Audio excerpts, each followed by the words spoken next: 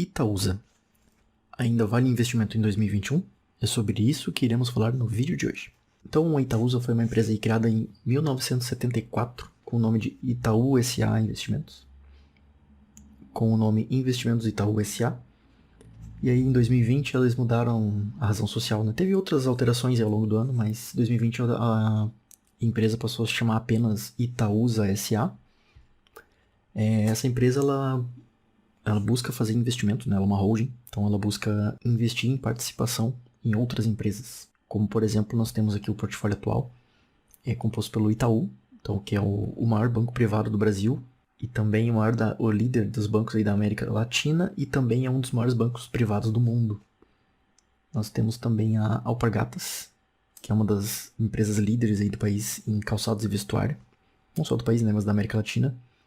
Ela também é detentora de participação na empresa Duratex, a maior produtora de painéis de madeira do Hemisfério Sul e também uma das líderes do mercado em louças e materiais sanitários. Você já deve ter visto aquelas marcas Deca, por aí, tudo Duratex. E também os gasodutos da NTS, que ligam os estados aí do Rio de Janeiro, Minas Gerais e São Paulo. Em 2020 ela adquiriu aí a Copagaz, foi uma parceria aí, né, junto com outra empresa, eles compraram participação na Copagaz. E essa empresa ela tem 3 pilares estratégicos, que é a alocação eficiente de capital, a perenidade nos negócios e a cultura compartilhada. Eu já vou falar sobre isso. E também em 2020 a empresa atingiu aí o número de 900 mil acionistas diretos. Então, se a gente for pegar aí até uns 3 anos atrás, a bolsa inteira não tinha 1 milhão de investidores. E agora uma empresa avulsa da bolsa, uma das maiores aí, a Itaúsa, somente ela tem 900 mil acionistas. Então, a bolsa tem amadurecido como um todo, né? E a Itaúsa também está acompanhando esse crescimento.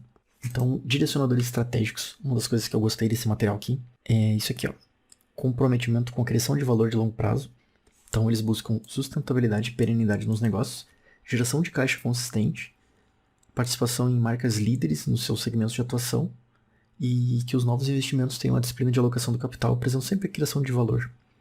Aí, isso nos traz para o segundo item, que é o investimento em negócios com impacto positivo para a sociedade. Então, assim, marcas líderes, negócios sólidos e estabelecidos, portfólio diversificado. Para mim, esses aqui são os principais itens. E aqui embaixo ele também fala gestão de portfólio orientada a decisões financeiras e estratégica, incentivo à adoção de práticas sustentáveis. Se fala muito hoje de ESG, que são as práticas aí de governança, sustentabilidade e ambiente. Seguindo aqui, a estrutura acionária hoje da Itaúsa, 34%, que é o bloco de controle, pertence à família ISA, e 66% pertence ao Free Float, então está liberado ao mercado para negociação. Então aí no final de 2020 foi concluída a aquisição de participação aí de 48,5% da Copagaz, a empresa que se tornou líder no seu setor de atuação, né, após a aquisição das operações da Liquigás. Então a Itaúsa expandiu o seu portfólio para o setor de energia, que até então ela só tinha uma pouca participação de gás natural pela NTS, agora também pela Copagaz. No final do ano ali, 2020, teve um comunicado, né, informando que o Itaú, como ele detinha boa parte das ações da XP, nós já tínhamos comentado sobre isso aqui no canal, vou deixar o card aqui em cima para vocês acompanharem lá. O Itaú lançou um fato relevante, informando que ele iria fazer uma cisão da participação da XP no seu patrimônio, e a Itaúsa, como é uma investidora direta do Itaú, ela vai acabar recebendo um percentual das ações da XP. Então, esse ano eles já fizeram um acordo aí com a XP para, enfim, incluir os direitos da Itaúsa nesse investimento que vão passar a ser detidos por ela, né, quando o Itaú fizer a cisão. Então, por ordem de valor de mercado aí das participações da Itaúsa, a gente vê que a maior delas sendo o Banco Itaú ainda, 115 bilhões e meio, 7,1 da Alpargatas, 4,8 da Duratex e as demais aqui com 1 bilhão e pouquinho. Total de participações, então, 130 bilhões de reais. Então a gente vê que o Itaú era quase toda a participação da empresa, as outras ainda são pequenas, né, em relação ao banco. Gestão de portfólio. Essa parte é interessante. A gestão de portfólio então, da Itaúsa ela é conduzida por áreas de Merger and Acquisitions, que são as fusões e aquisições. Áreas de monitoramento dedicadas a avaliar a performance e o posicionamento de cada ativo.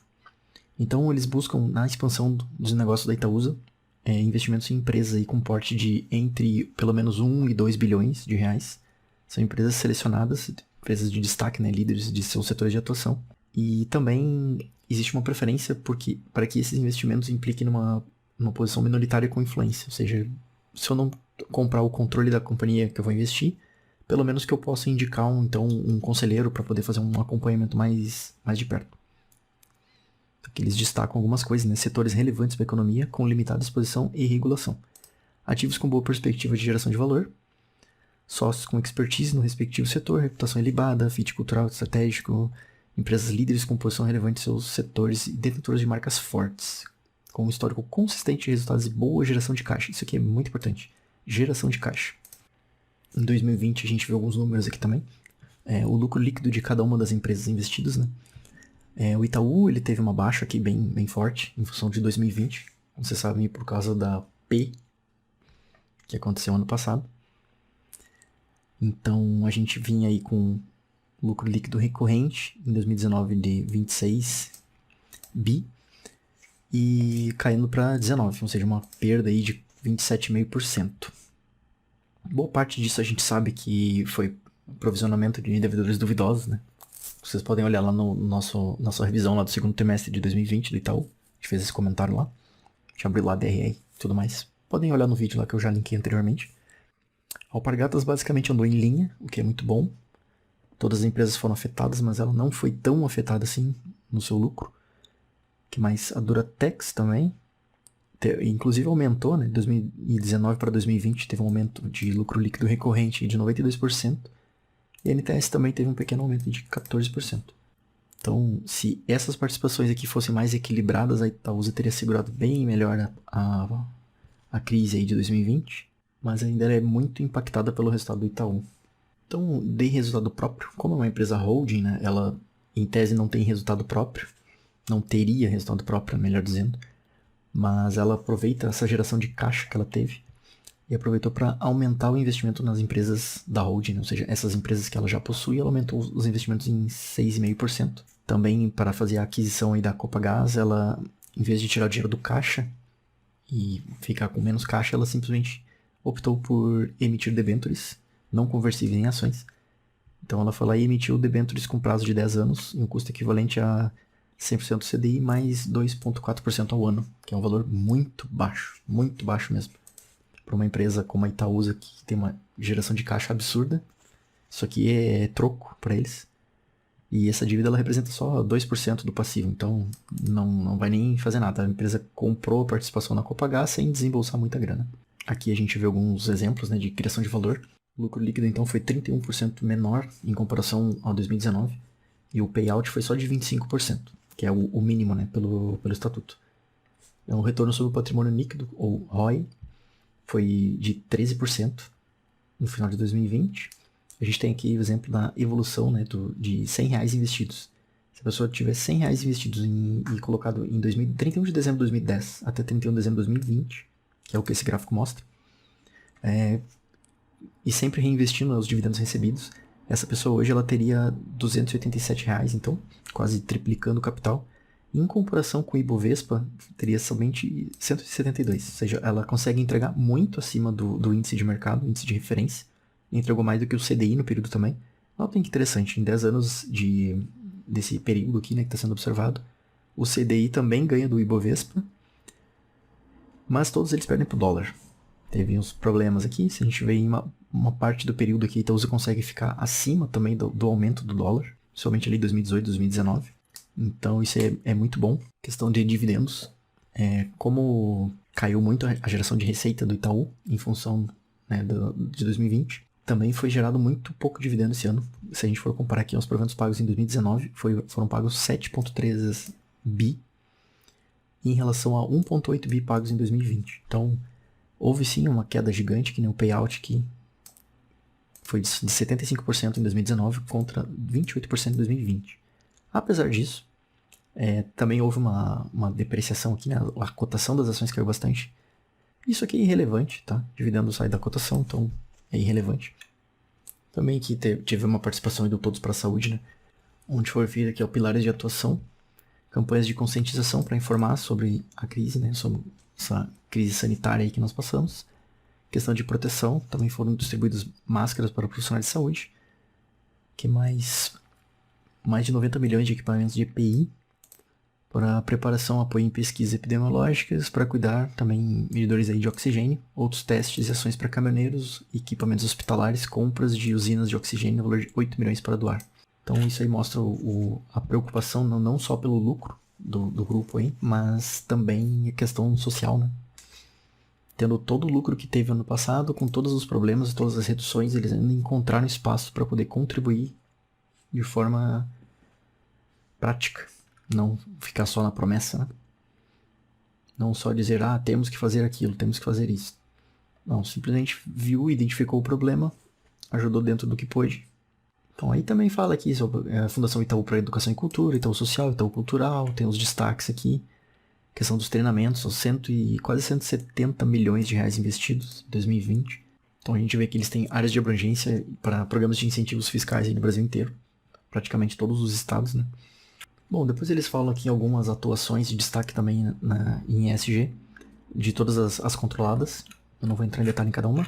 E, por fim, eu queria trazer só um último comparativo aqui do anual, 2020 versus 2019. Então, apesar de tudo, o resultado recorrente foi só menos 25%. Foi uma queda expressiva, sim. Se for olhar aqui no resultado próprio da Itaúsa, o lucro líquido final, lá na última linha do balanço, 2019 versus 2020, menos 31. Então aqui, 10,3 bi em 2019 contra 7 bi. Aqui no meio saindo de 7,7 do resultado até 7,0 bilhões de lucro líquido. Então 2020 foi um ano bem, bem difícil para a empresa, ela saiu muito bem. A gente consegue ver aí quantas empresas quebraram em 2020 e a Itaúsa conseguiu ainda 7 bilhões de lucro. Então não é para qualquer um esse tipo de resiliência. Eu continuo achando que a Itaúsa é uma empresa muito boa, muito forte. E ainda mais agora que está expandindo aí seus projetos de aquisição para conseguir participar em novos negócios. Deixando bem claro aí qual é o posicionamento da Itaúsa, né? Diversificação em qualidade, que nem a gente comentou lá no início. Diversificação, perenidade, marcas líderes. Eu acredito que vão vir novidades em breve aí. E é isso. Ainda vai ter a participação da XP. E eles já sinalizaram que não vai ser vendido logo de início, né? Acredito que eles vão esperar estabilizar essa primeira parte de venda quando fizer a cisão lá do Itaú. O pessoal do Itaú, alguns vão ficar, outros vão sair, vai gerar uma volatilidade grande no início, talvez não tenha muita liquidez para esse pessoal sair. Então a Itaúsa deve manter essa participação por um bom tempo ainda. Mas que, né, já foi sinalizado também que não é interesse para ficar na XP como longo prazo. Então, em algum momento eles vão vender essa participação também. Acredito que a própria XP queira comprar isso. Acho que é a maior interessada nessas ações. Então, o que eu acho de Itaúsa pra frente? Minha opinião pessoal essa crise vai acabar em algum momento. Talvez em 2022 já tenha acabado. As coisas devem voltar ao normal. Nesse período a empresa se preparou. Ela se organizou melhor, enxugou custos, despesas, conseguiu reavaliar melhor o cenário. Elas instauraram um comitê de crise também. Então, eu acredito que as empresas que sobreviveram a 2020, elas vão sair muito mais preparadas para o mercado. E é isso aí. Vamos aguardar as cenas dos próximos capítulos. Eu acredito que 2021 ainda não deva vir dividendos muito altos para a Itaúsa. Da minha opinião pessoal, eu acho que ela está com um preço bem descontado. Inclusive, não é só a minha opinião pessoal, tá? Os próprios diretores da Itaúsa iniciaram esse ano aí um programa de recompra de ações. Em 2021 foi aprovado aí um programa de recompra de ações, até 250 milhões de ações, representa cerca de 4,5% das ações em circulação. O programa permanecerá ativo até meados de 2022, respaldado no crescimento recente do valor líquido dos ativos de forma descolada do valor de mercado da Itaúsa e na potencial geração de valor para todas as empresas que compõem seu portfólio. Ou seja, eles estão achando a empresa muito barata no mercado. Então o que eles vão fazer? Eles vão comprar essas ações de volta, eles vão aguardar um tempo, e aí eles podem fazer duas coisas. Ou eles podem cancelar essas ações, fazendo com que as outras ações passem a valer mais, já que o patrimônio permanece o mesmo. Ou eles podem simplesmente revender essas ações futuramente por um preço maior e também assim gerar valor para os seus sócios. Então, ou também podem distribuir essas ações como bônus, né? Também é possível. Então é isso, pessoal. O que eu tinha para falar de Itaúsa era isso. Eu sigo muito bem comprado na Itaúsa. Não estou fazendo uma recomendação, mas Uma empresa com uma base tão grande de acionistas, acho que ela nem precisa de recomendação. As pessoas compram ou não compram com critérios próprios aí. Itaúsa sempre foi uma queridinha aí do mercado. Então, independente de qual seja a minha opinião, essa característica dela não vai mudar, né? As pessoas vão continuar achando ela uma queridinha do mercado. Então é isso, gente. Um abraço pra vocês e até a próxima.